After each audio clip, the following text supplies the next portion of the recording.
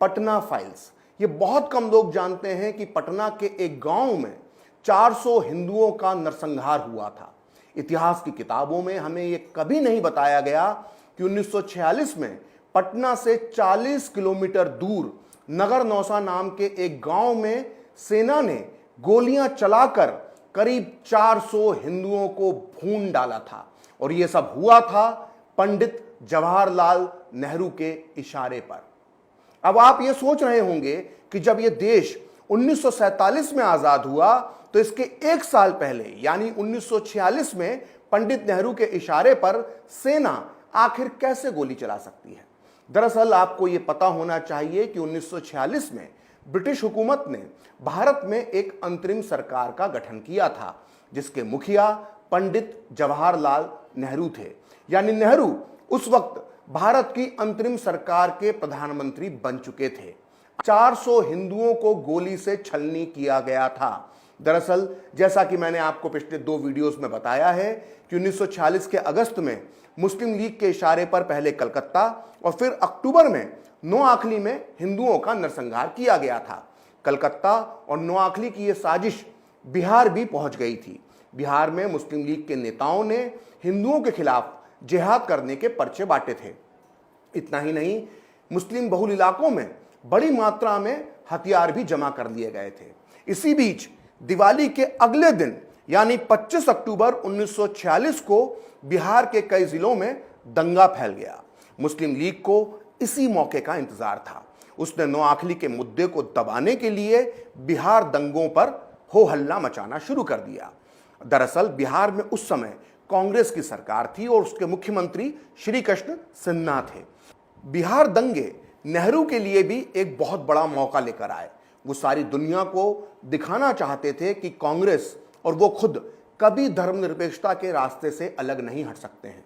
लिहाजा नेहरू 3 नवंबर 1946 को दंगों पर नियंत्रण करने के लिए बिहार पहुंच गए। उन्होंने दंगा प्रभावित इलाकों के तूफानी दौरे किए, मुसलमानों को ढांढस बंधाया और हिंदुओं को खूब खरीकोटी सुनाई। नेहरू ने अपने धर्मनिरपेक्ष अवतार के दर्शन करवाने के लिए अपने ही देशवासियों पर हवाई हमला करने की धमकी तक दे दी। उन्होंने बिहार के गया शहर में एक सार्वजनिक सभा में साफ साफ शब्दों में जो कहा था वो प्रकाशित हुआ है selected works of Jawaharlal Nehru की सीरीज 2 के वॉल्यूम 1 के पेज नंबर 69 पर। नेहरू ने उस दिन हिंदुओं को धमकी देते हुए कहा था कि सरकार की तरफ से शांति बहाल करने के लिए कड़े कदम उठाए जाएंगे। यदि जवाबी कार्रवाई बंद नहीं होती है तो हवाई बमबारी का सहारा लिया जाएगा। सरकार किसी भी कीमत पर शांति व्यवस्था बनाए रखेगी। नेहरू ने जैसे ही जनता पर हवाई बमबारी करने की धमकी दी तो बिहार में तैनात सेना के हौसले बुलंद हो गए। इसके बाद पटना से 40 किलोमीटर दूर नगर नौसा कस्बे में जो हुआ वो भारत के इतिहास में कभी नहीं हुआ था और आजादी के बाद भी आज तक ऐसा कभी नहीं हुआ है। 5 नवंबर 1946 को मद्रास रेजिमेंट की एक टुकड़ी ने यहां हिंदुओं की एक भीड़ पर फायरिंग कर दी, जिसमें करीब 400 हिंदू मारे गए थे। सेना का आरोप था कि भीड़ बेकाबू हो गई थी, इसलिए उसे गोली चलानी पड़ी। इस खूनी घटना के बाद पूरे बिहार में जबरदस्त आक्रोश फैल गया। कुछ लोगों का यह दावा था कि मरने वाले हिंदुओं की संख्या 1000 से भी ज्यादा थी, जबकि जवाहरलाल नेहरू का दावा था कि इस फायरिंग में सिर्फ 50 या 60 हिंदू मारे गए हैं। बिहार के ज्यादातर हिंदुओं का यह भी आरोप था कि यह फायरिंग नेहरू के आदेश पर हुई थी। यह फायरिंग 5 नवंबर 1946 को हुई और इसी रात नेहरू ने अपनी बेहद करीबी पद्मजा नायडू को पटना से एक पत्र लिखा। पद्मजा नायडू स्वतंत्रता सेनानी सरोजनी नायडू की बेटी थी और ऐसा कहा जाता है कि नेहरू और पद्मजा के बीच प्रेम संबंध थे। इंदिरा गांधी की आधिकारिक जीवनी लिखने वाली पुपुल जयकर ने भी अपनी किताब में लिखा था कि नेहरू पद्मजा नायडू से शादी करना चाहते थे। नेहरू पद्मजा को अपने दिल की हर बात बता देते थे। खैर, उस रात नेहरू ने पद्मजा को जो पत्र लिखा था वो प्रकाशित हुआ है selected works of Jawaharlal Nehru की सीरीज 2 के वॉल्यूम 1 के पेज नंबर 65 पर। आपकी जानकारी के लिए बता दूं कि कि the selected works of Jawaharlal Nehru की सत्यता पर दुनिया में कोई भी सवाल नहीं उठा सकता है, क्योंकि इसे इंदिरा गांधी की देखरेख में भारत सरकार ने प्रकाशित करवाया है। खैर, नेहरू ने उस दिन अपनी परम प्रिय मित्र पद्मजा नायडू को जो लिखा था उसे आप बहुत ध्यान से सुनिए। नेहरू ने इस पत्र में लिखा, माय डियर, आज शाम में भागलपुर से हवाई मार्ग से लौटा।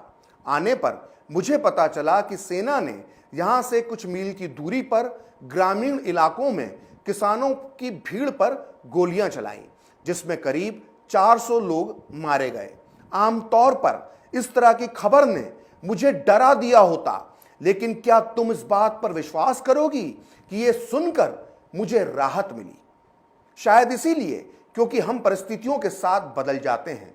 ताजा अनुभव और भावना की परतें हमारी पुरानी सोच को ढक लेती हैं। तो सुना आपने, नेहरू ने खुद माना कि इस फायरिंग में 400 लोग मरे हैं।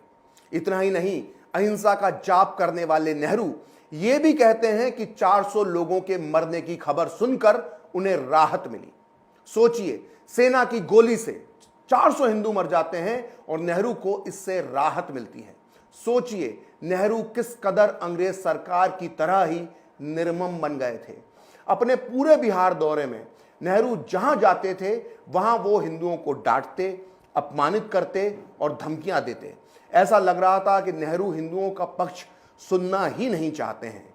यदि कोई हिंदू अपनी बात कहने की जरा सी भी कोशिश करता तो नेहरू का क्रोध में तीसरा नेत्र खुल जाता। ऐसे ही एक किस्से का वर्णन बाल शास्त्री हरदास ने अपनी किताब what I saw in Bihar के पेज नंबर 13 में किया है। 1947 में प्रकाशित हुई इस किताब में बिहार दंगों का आंखों देखा हाल लिखा गया है। इस किताब के मुताबिक एक बार जब एक हिंदू ने नेहरू से सवाल पूछ लिया तो वो उसे मारने के लिए दौड़े। नेहरू की लात खाने के डर से वो भागते हुए युवक नदी में कूद गया। उतावले नेहरू ने भी उसका पीछा करते हुए नदी में छलांग लगा दी और तैरना शुरू कर दिया। किनारे पर खड़े हजारों हिंदू और पुलिस अधिकारी इस हास्यास्पद दृश्य को क्रोध और अपमान के साथ देख रहे थे। सोच कर देखिए, देश की अंतरिम सरकार का प्रधानमंत्री एक आम हिंदुस्तानी को मारने के लिए नदी में कूद गया, वो भी हजारों लोगों के सामने। किसी को आए ना आए, मुझे तो यह पढ़कर काफी शर्म महसूस हो रही है।